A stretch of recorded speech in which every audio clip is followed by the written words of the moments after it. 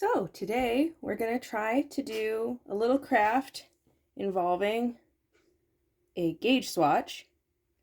I don't like doing gauge swatches because I feel like they're kind of wasteful, but me and my mom were talking, had this idea. So I don't want to waste my gauge swatch. I don't want to waste this photo frame where the glass broke. So what I'm going to do, I'm going to put this in the frame. Cupcake is here to help. So I already wrote down all the information I want on this gauge swatch. Thank you, Cupcake.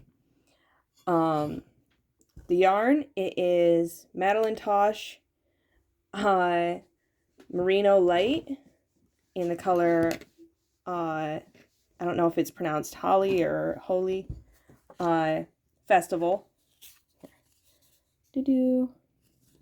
Cupcake.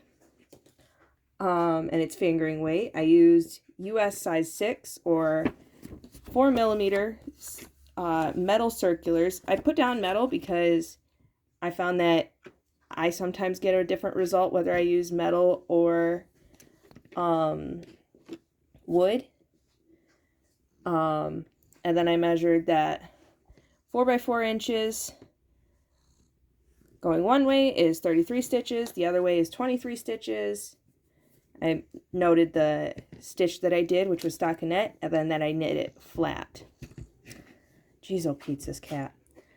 So this card is I think 5 by 7, which is what this frame takes.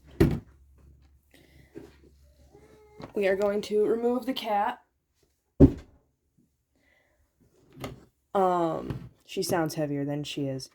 So this is just some cardstock I had. So what I'm gonna do, because this is the same size as like a picture that would fit into this, I'm gonna flip it over so the blank side without cat hair now. I'm going to carefully kind of place this on here.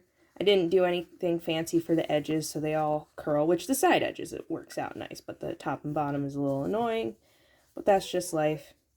Try to get it kind of centered, and then this part will make me cringe, but I'm actually going to try to staple it, because if you don't know what page the it went to, then it kind of defeats the whole purpose. But yeah, I'm just gonna do. Now, important, you don't want to, when you're doing swatches, you don't want to stretch it. I probably should have done that on the other side. Oh well. I'll call one staple enough because already that makes me cringe.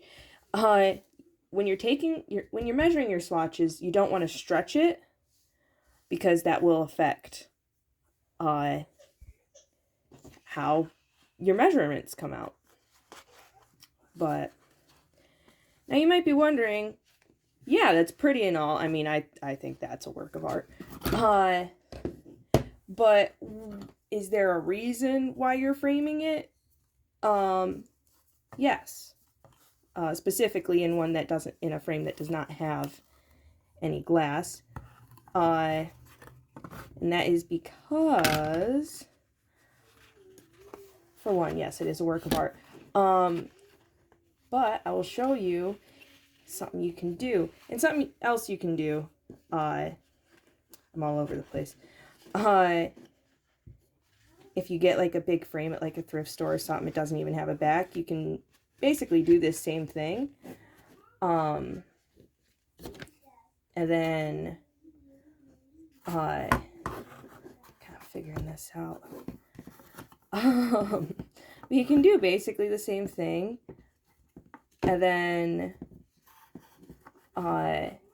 with no backing, you can hang like some dangly earrings on it. It's telling me I should have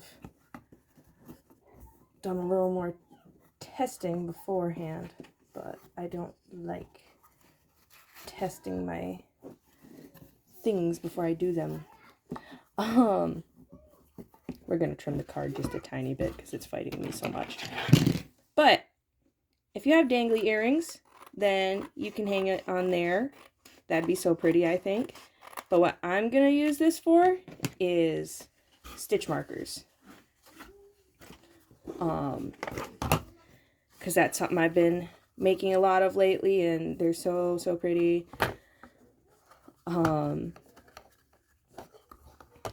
So yeah, that's what we are going to be putting on here, if it will cooperate. Okay, I promise it's not as hard as I make it look. It's the hard part is trying to be interesting and engaging while also trying to focus on something. So there we go. And it's so pretty. I'm gonna have it like that for now. So my stitches are sideways, but it's still really pretty. And then we get to add stitch markers. These are ones that I'm actually planning to add to my coffee shop. So if you're not following me on there, you should be. The little kitties just hanging by their scruff. But yeah, like the stitch markers. So I've been making a lot of stitch markers lately, and they're just so stinking cute. And it's like, I can't just like have them in a box or something when I'm not using them. Like they gotta be on display. They're so pretty. And then last one that I've got right now.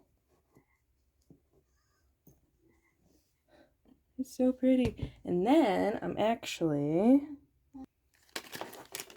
so this is one of the sets that I have. Now when I sell them, I have them on this curved safety pin, so that what you can actually do is clip it off. I have them on the wrong side, so it doesn't matter how much you shake it, it'll stay on there. You can just pin that on there. And one of the reasons I like it being on the curved safety pin is that you can just pin the whole thing onto your project bag, or maybe just the strap, depending on your project bag's material. And then you've got all your stitch markers just handy. But yeah, like, isn't that just so cute?